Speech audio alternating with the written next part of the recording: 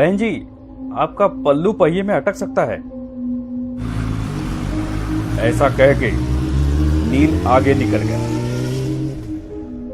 नील के मन को एक राहत मिली कि मैंने किसी की मदद की, क्योंकि आजकल ऐसे वीडियोस कितने सोशल मीडिया पे आते रहते हैं कि एक लड़की बाइक पे बैठी है और उसका पल्लू बाइक के पहिए में अटक गया, दोनों गिर गए और जख्मी हो गए।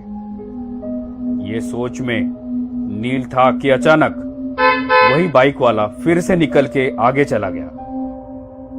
लेकिन ये क्या, उसकी बीवी कहां गई? वो वहां नहीं थी। कहां गई होगी? नील ने गाड़ी का स्पीड बढ़ाया और उसे पूछा, भाई साहब, आपके पीछे बैठी हुई आपकी पत्नी कहां गई? उनका पल्लू बाइक के पहिए में अटकने वाला था, तो मैंने उनको बताया था। उस बाइक वाले ने अपनी बाइक साइड में लगाई। वैसे नील ने भी अपनी बाइक उसके साइड में लगाई। नील ने कहा, क्या हुआ भाई साहब, आपकी बीवी कहां है? वो पीछे ही तो बैठी थी ना। उस बाइक वाले का पूरा शरीर डर के मारे कपकपाने लगा। उसने कुछ नहीं कहा, सिर्फ अपनी डर भरी आंखों से पीछे मुड़ के देखा तो वो रास्ता और भी डरावना लग रहा था। नील ने उससे कहा, क्या हुआ, आप इतना डरे हुए क्यों हो?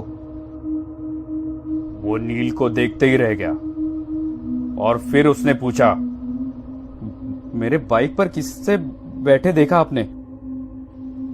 मतलब आप उसे नहीं पहचानते? मैं जॉब से घर जा रहा था अकेले, और मैंने किसी को लिफ्ट भी नहीं दी थी।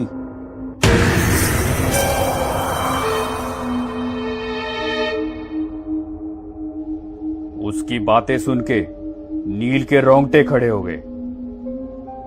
दोनों ने एक दूसरे को देखा और एक साथ पीछे देखा तो उन्हें रात की गहराई में एक धुंधली सी परछाई दिखी।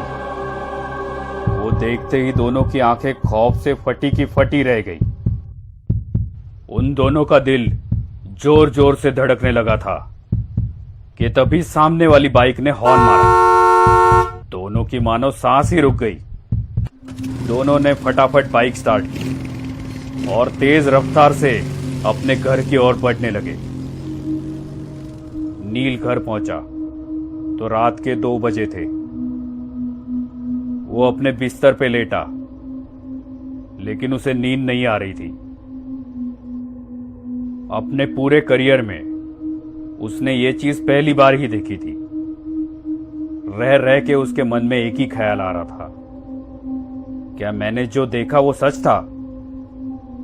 कितनी बार वो वही रास्ते से गुजरा था, लेकिन आज तक उसे ऐसा खौफनाक अनुभव नहीं हुआ था। बाइक पे बैठी वो औरत, उसकी लाल साड़ी, कैसे मुमकिन है ये? लेकिन ये अनुभव एकदम असली था। उसे तो अब अपने खिड़की के पर्दे भी उस लाल साड़ी वाली औरत के पल्लू जैसे दिख रहे थे। ऐसे लग रहा था कि बार बार कोई उसका नाम पुकार रहा है। उसे तो अब खिड़की की ओर देखने के लिए भी डर लग रहा था। जब भी वो पर्दा हिलता, बस उसे वही सब याद आता। वो उठा और उसने खिड़की बंद कर दी। जैसे ही वो मुड़ा,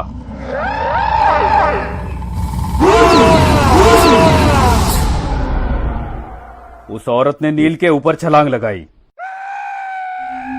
नील डर के मारे चिल्लाने लगा। देखा तो वो सपना था।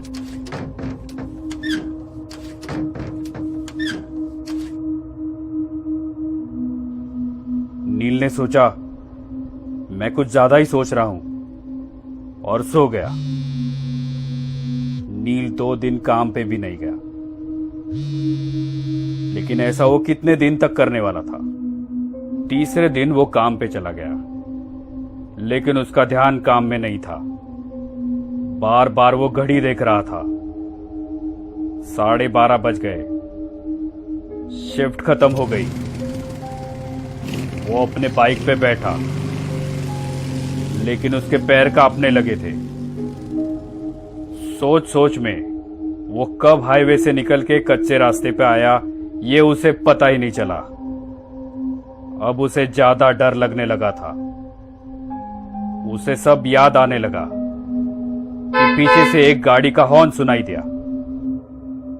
नील के रोंगटे खड़े हुए। क्या वो औरत फिर से उस आदमी के पीछे बैठी हुई होगी? क्या वो मुझे फिर से दिखेगी? सिर्फ उसे उसके हार्ट बीट सुनाई दे रहे थे। शरीर पूरा पसीना पसीना हो गया था। दूसरी बाइक आगे जाने की कोशिश करने लगी। नील ने सोचा मैं उसके पीछे देखूंगा ही नहीं, लेकिन आखिर उसने पीछे देख ही लिया तो उसके पीछे कोई नहीं था। नील ने एक राहत भरी सांस ली। उसकी जान में जान आ गई। कलेजे का डर अब खत्म हो गया था। नील ने बाइक वाले की ओर देखा और थोड़ा स्माइल किया तो उस बाइक वाले ने अपने हेलमेट की कांच ऊपर की और बोला, बहन जी से कहिए उनका पल्लू पहिए में अटक सकता है।